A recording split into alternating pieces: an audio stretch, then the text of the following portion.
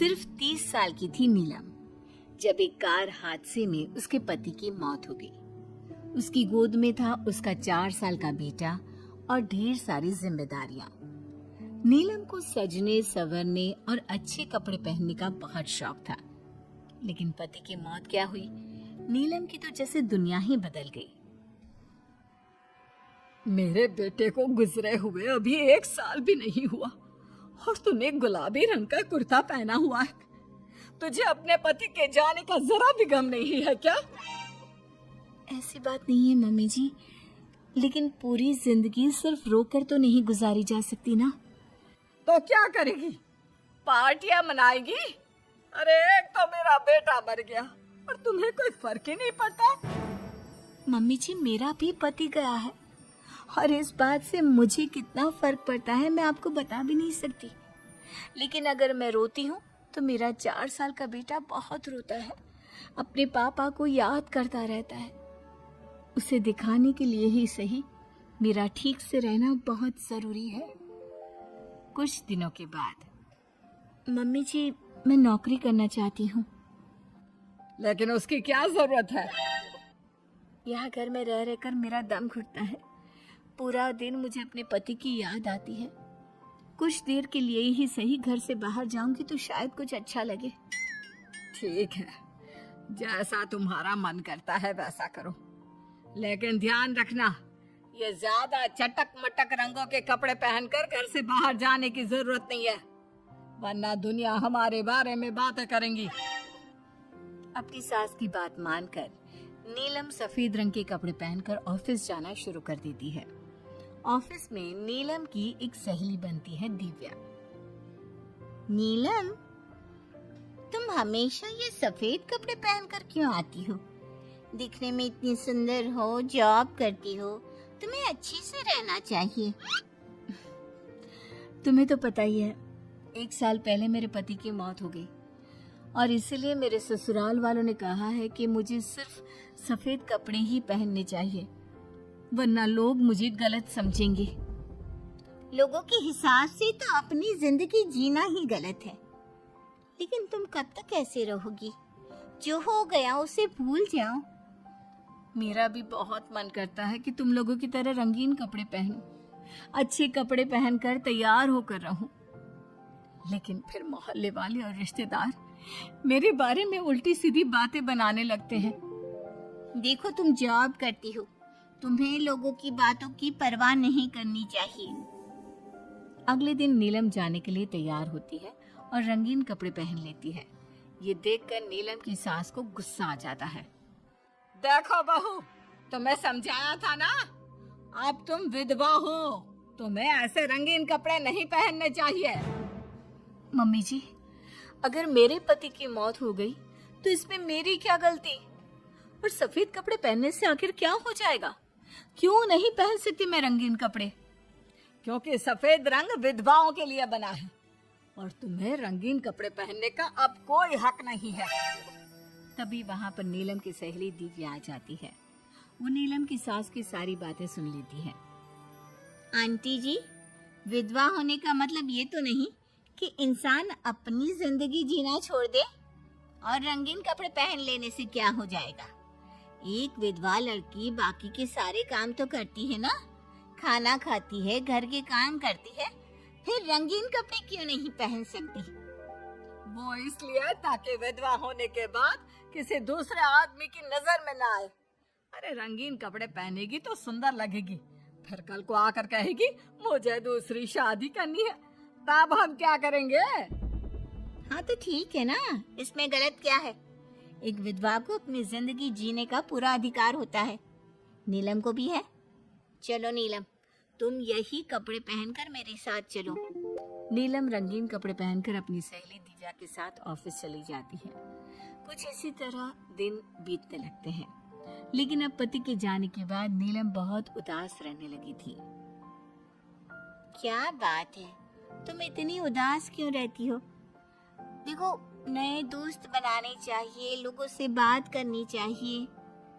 तुमने देखा ना कितनी मुश्किल से सफेद रंग के कपड़ों से मुक्ति मिली है, और अब रंगीन कपड़े पहनूंगी, दोस्त बनाऊंगी तो समाज मुझे वैसे ही जीने नहीं देगा। इस मामले में तुम्हें समाज की परवाह नहीं करनी चाहिए नीलम। लोगों का काम क्या है, बातें बनाना ही तो है। कुछ दिनों के बाद नीलम के ऑफिस में एक लड़का आता है। उसका नाम अमर था। वो धीरे धीरे नीलम को पसंद करने लगता है और एक दिन वो नीलम से कहता है, नीलम, तुम मुझे बहुत अच्छी लगती हो, मैं तुमसे शादी करना चाहता हूँ। लेकिन अमर, मैं एक विधवा हूँ और मेरा 4 साल का एक बच्चा भी है, मैं तुमसे शादी नहीं कर सकती। मुझे तुम्हारे विधवा होने से कोई फर्क नहीं पड़ता। मुझे तुम एक अच्छी इंसान लगी और इसीलिए मुझे तुमसे शादी करनी है। लेकिन मुझे मेरी फैमिली से इस बात की परमिशन कभी नहीं मिलेगी। तुम उसकी चिंता मत करो, मैं तुम्हारे घर आकर बात करूंगा। कुछ दिनों के बाद अमर नीलम के घर पहुंचता है। नमस्ते आंटी जी, मैं अमर हूँ। मैं आपकी बहू नीलम से शादी करना चाहता हूँ। मुझे तो पहले से पता था। पहले तूने विधवा वाला सफेद रंग छोड़कर ये रंग बिरंगी कपड़े पहनने शुरू किए और अब तेरा चक्कर भी चल रहा है। नहीं मम्मी जी, आप गलत समझ रही हैं। मैंने ऐसा कुछ नहीं किया। अगर ऐसा कुछ नहीं किया तो फिर कौन है ये लड़का, और यहाँ हमारे घर तेरे साथ शादी करने की बात करने क्यों आया है? आप नीलम को गलत समझ रही हैं। मैं नीलम को पसंद करता हूँ और उससे शादी करना चाहता हूँ। उसने मुझसे कभी ऐसा नहीं कहा। चले जाओ हमारे घर से। हमारे यहाँ पर विधवा बहुओं की शादियाँ नहीं करवाई जाती। समझ में आई बात? अमर वहां से चला जाता है और नीलम की सास उसे बहुत उल्टा सीधा सुनाती है। कुछ दिनों के बाद पड़ोस में एक शादी होती है। वहां पर सारी औरतें तैयार होकर आती है। नीलम की सास भी उसे वहां पर चलने के लिए कहती है। नीलम सफेद रंग के कपड़े पहनकर अपनी सास के साथ वहां पर जाती है, क्योंकि ऐसा उसकी सास ने कहा था। पर सारी औरतें काफी सुंदर तैयार होकर आई थी। देखो तो मेरी साड़ी का कलर कितना सुंदर है, तुम्हें पसंद आया? और ये देखो मेरा कंगन, पिछले महीने ही दिलवाया था मेरे पति ने, कितना अच्छा डिजाइन है ना? अरे तुम्हारी मेहंदी तो दिखाओ, रंग तो बहुत सुंदर आया है। लगता है तुम्हारा पति बहुत प्यार करता है तुमसे। और नहीं तो क्या। और वैसे भी ना, मुझे मेहंदी का ये लाल रंग बहुत पसंद है। अरे जरा उधर तो देखो, ये नीलम वहाँ पर क्या कर रही है? हम सबके बीच में विधवा का क्या काम? अरे इसका यहाँ होना तो मनहूसियत है। इसकी सास को इतना भी नहीं पता कि इसे यहाँ नहीं लाना चाहिए था। ऐसे सफेद कपड़े पहनकर बैठी हुई है, दूर से पता चल रहा है कि उसका पति मर गया। नीलम की सास ये सारी बातें सुन लेती है और फिर अपनी बहू के उदास चेहरे की तरफ देखती है। नीलम की सास को इस बात का एहसास होता है कि उसने अपनी बहू के साथ अच्छा नहीं किया। घर आने के बाद, नीलम, जरा मेरे पास आना बेटा। क्या हुआ मम्मी जी? मुझसे कोई गलती हुई है क्या? लो बेटा, बहुत सुंदर सुंदर और रंगीन साड़ियां हैं, ये सब तुम्हारे लिए। और सुनो, वो जो लड़का उस दिन घर आया था ना, क्या नाम था उसका? अमर। उसे कहना कि वो मुझसे आकर मिले। लेकिन अचानक क्या हुआ मम्मी जी? सब ठीक तो है ना? आप ये कपड़े मुझे क्यों दे रही हैं? और अमर से क्या काम है? बेटा, मेरे बेटे की मौत के बाद भी तुम मेरा इतना ख्याल रखती हो, नौकरी करती हो, पैसे कमाती हो। आज जब उस शादी में मैंने दूसरे लोगों की बातें सुनी, तब मुझे इस बात का एहसास हुआ कि विधवा होने के बाद भी तुम्हें जीने का अधिकार है। मम्मी जी, मैं कुछ समझी नहीं। देखो बेटा, जो चला गया वो चला गया, लेकिन आज के बाद तुम रंगीन कपड़े पहनोगी, खुश होकर रहोगी। और हाँ, मैं खुद तुम्हारी शादी अमर के साथ करवाऊंगी। लेकिन मम्मी जी, आप ये सब क्यों कर रही हैं? मैं तो आपके कहने पर सफेद कपड़े पहनकर शादी में गई थी।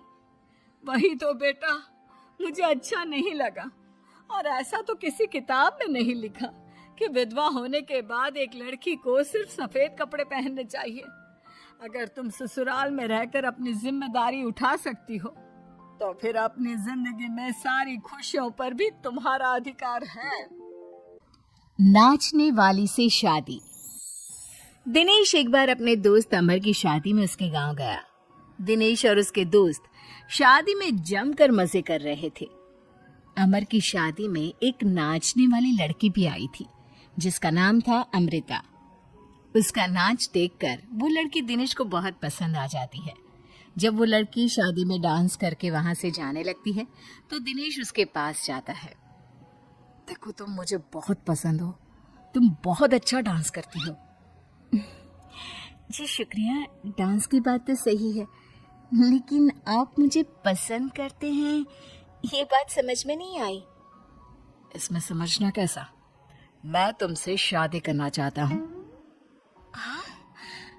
आपको पता नहीं क्या, मैं नाचने वाली हूँ और हम जैसी लड़कियों से कोई शादी नहीं करता। बहुत लड़के आते हैं तुम्हारी तरह बातें बनाने वाले, शादी की प्रपोजल्स लेकर लेकिन शादी कोई नहीं करता। कौन करेगा मुझसे शादी? मैं सच कह रहा हूँ, मैं सच में तुम्हें बहुत पसंद करता हूँ और तुमसे शादी करना चाहता हूँ। मुझे तुम्हारी बात पर बिल्कुल भरोसा नहीं। अगर तुम सच में मुझसे शादी करना चाहते हो तो अपने माँ बाप को साथ में लेकर आना। मैं तुम्हें यहीं इसी गांव में मिलूंगी, ये मेरा पता है। शादी होने के बाद दिनेश अपने घर लौट आता है। अपनी माँ के पास जाकर कहता है, माँ, मैं अमृता नाम की एक लड़की को बहुत पसंद करता हूँ, उससे शादी करना चाहता हूँ। अरे बेटा, लेकिन ये अमृता है कौन? किसकी बेटी है? कैसा घर बार है, कुछ बताओ भी। बस सीधे आकर शादी की बात कर रहे हो। वो क्या है ना, वो लड़की एक नाचने वाली लड़की है।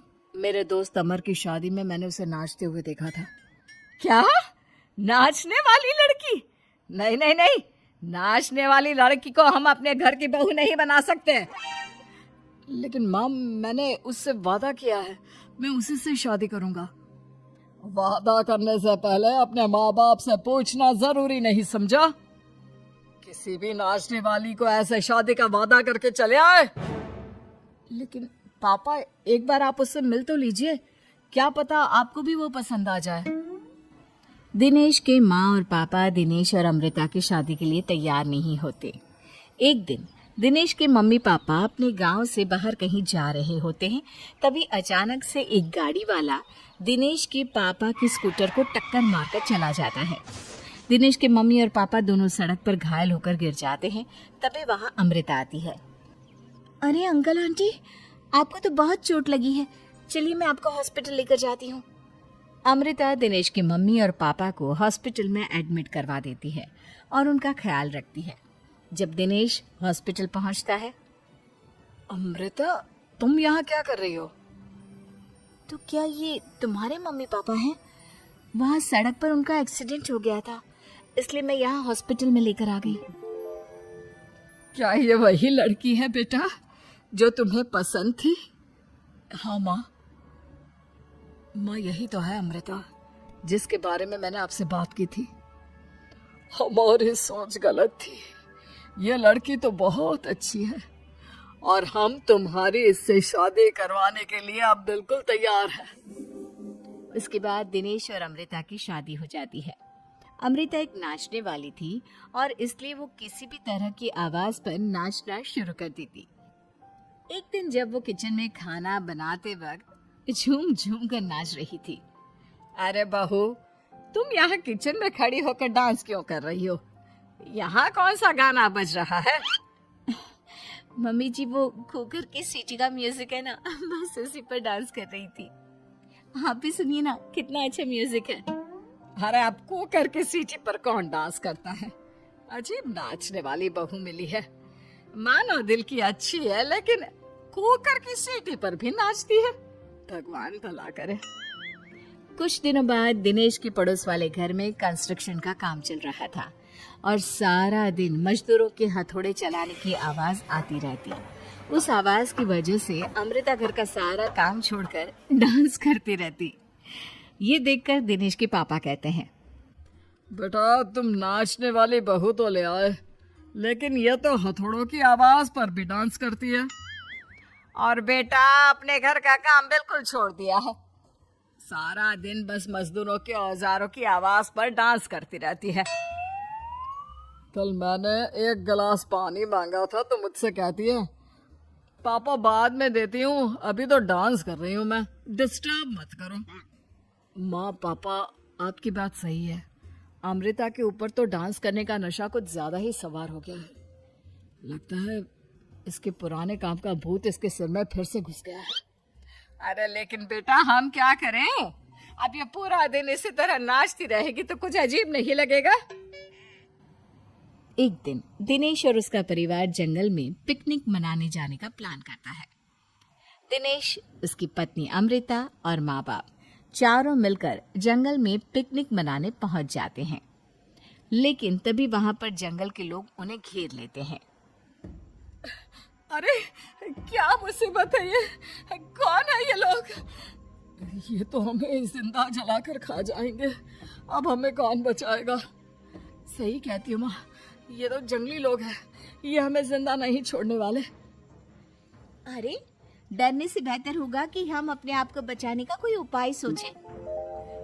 तुम्हारा क्या है, तुम तो नाचने लग जाओगी, तुम्हारा दिमाग भी काम करता है और तुम्हारे तो पैर भी काम करते हैं।